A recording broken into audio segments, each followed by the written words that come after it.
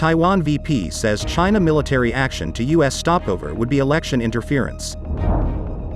Sheriff says Trump expected to be booked at Fulton County Jail.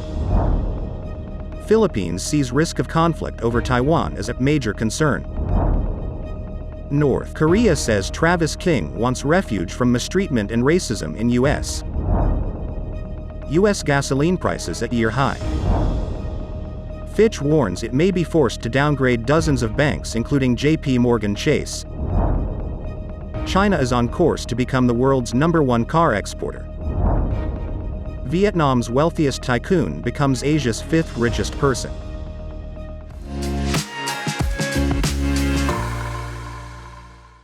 Hello, I'm Johnny. Thank you for joining us on Funday News. It's Thursday, August 17th, and here are your top stories. Taiwan Vice President William Lai said during a trip to Paraguay that any Chinese military action in response to stopovers in the U.S. will be an attempt by China to interfere in the country's elections. Taiwanese officials say China could launch military drills this week, using line stopovers in the U.S. as a pretext to intimidate voters ahead of an election next year. However, Lai said he had confidence in the Taiwanese people. Taiwan's defense ministry said Tuesday that it had yet to see any large-scale Chinese maneuvers near the island. Taiwan's official central news agency reported that Lai said such U.S. transits were routine and China had no reason to use them as an excuse to verbally and militarily intimidate Taiwan. The news agency cited Lai as saying, if China uses the transits as an excuse to again launch verbal and military intimidation or other threatening methods, it just confirms international media reports that China is attempting to intervene in Taiwan's election with military threats. Lai is due in San Francisco on Wednesday on his way back to Taipei. U.S. former President Donald Trump is expected to surrender at the Fulton County Jail along with the other 18 co-defendants charged on Monday in the Georgia 2020 election subversion case. Trump, who was charged with 13 counts, including racketeering, has not publicly indicated when he intends to surrender ahead of the August 25th deadline imposed by Fulton County District Attorney Fani Willis.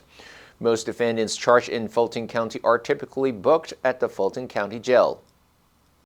Fulton County Sheriff Pat Labatt previously suggested that he wants to treat the defendants charged in the Trump election subversion case the same as any other defendant would be treated. The sheriff will now have to negotiate with the Secret Service and Trump's attorneys about the logistics of Trump's surrender. Defendants who are not immediately arrested upon indictment, as was the case for Trump and his associates, usually negotiate bond if applicable, as well as other terms of release with the district attorney's office. In a document published by the National Security Council, the Philippines government said major concern is also seen in the cross-strait relations that has the potential to be the flashpoint in the region, referring to the Taiwan Strait. In the document, the government said any military conflict in the Taiwan Strait would inevitably affect the Philippines given the geographic proximity of Taiwan to the Philippine archipelago and the presence of over 150,000 Filipinos in Taiwan. Under a 6-year national security policy published on Tuesday, the Philippines seeks to bolster its ability to address threats while underlining the need to strengthen ties with allies and pursuing an independent foreign policy. The 48-page national security policy document highlighted sharpening strategic competition between the United States and China, and heightened rivalries among the major powers, as contributing to a more tense geopolitical landscape. On Wednesday, North Korea state media said the country concluded that Travis King wants refuge there or in another country because of inhuman maltreatment and racial discrimination in the U.S. and the military.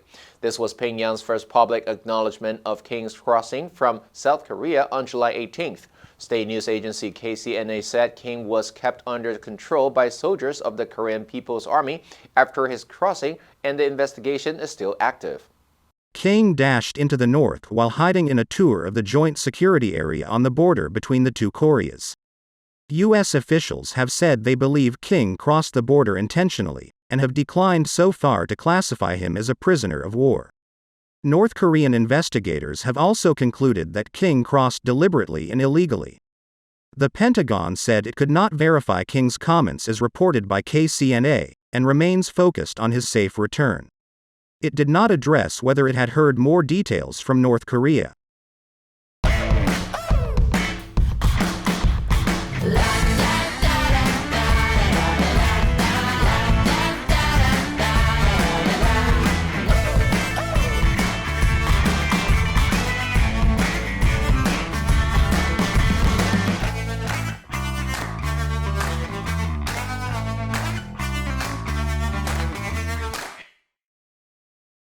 U.S. motorists are squeezing out one last trip before Memorial Day holiday and school begins, as pump prices surge to their highest level this year on tighter gasoline supplies. According to the American Automobile Association, the national average retail price was $3.86 per gallon on Tuesday, 7% higher than a month ago. In California and Washington, prices have surged above $5 a gallon.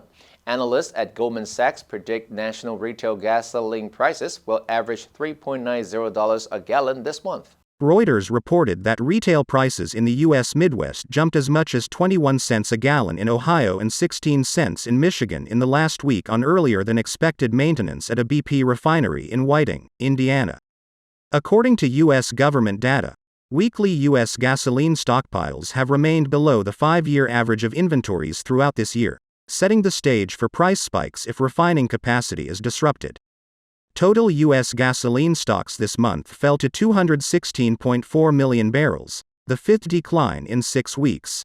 Fitch Ratings cut its assessment of the banking industry's health in June. The firm took the industry's operating environment score to AA- from AA because of pressure on the country's credit rating, regulatory gaps exposed by the March regional bank failures, and uncertainty around interest rates. The country's two largest banks by assets, JPMorgan and Bank of America, will likely be cut to A+ from AA- in this scenario, since banks can be rated higher than the environment in which they operate. According to analyst Chris Wolf at Fitch Ratings, if top institutions like JPMorgan are cut, then Fitch would be forced to at least consider downgrades on all their peers' ratings. That could potentially push some weaker lenders closer to non-investment grade status. CNBC said in terms of what could push Fitch to downgrade the industry, the biggest factor is the path of interest rates determined by the Federal Reserve. Higher rates for longer than expected would pressure the industry's profit margins. According to Moody's Analytics, China is on course to overtake Japan as the world's top auto exporter by the end of 2023. In a report last week, the credit ratings agency said China made heads turn through the pandemic as it strutted past South Korea in 2021 and Germany in 2022, making it the second largest car exporter. The report said that China is now closing in on Japan and the shortfall averaged at around 70,000 cars per month in the June quarter, compared to almost 171,000 in the same period last year. Moody's economists wrote, at this pace, China is on track to overtake Japan by the end of the year, a global ranking which Japan has claimed since 2019. According to Moody's projections, China produces more than half the world's lithium supply, thanks to its low labor costs compared to rivals Japan and South Korea. China also boasts more than half of the world's refining capacity for the metal.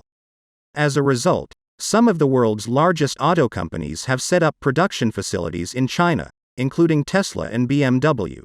Billionaire Pham Phong, Vietnam's wealthiest man, joined the top ranks of Asia's richest after shares of his electric vehicle maker VinFast Auto surged 255% on the company's Nasdaq debut, adding a whopping $39 billion to his net worth. According to Forbes data, the strong market debut boosted the net worth of Phong, VinFast's controlling shareholder, to $44.5 billion. Phong, who is also chairman of parent Vingroup, is now Asia's fifth richest person. Vingroup is Vietnam's largest conglomerate by market value. VinFast started trading in New York on Tuesday through a backdoor listing by merging with Black Spade Acquisition Company, a special-purpose acquisition company or SPAC founded by casino tycoon Lawrence Ho.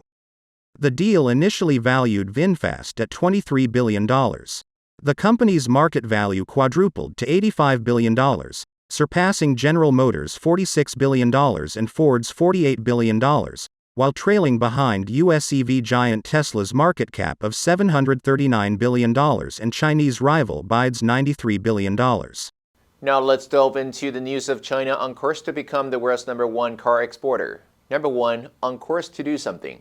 因为已经开始做而很有可能成为或做。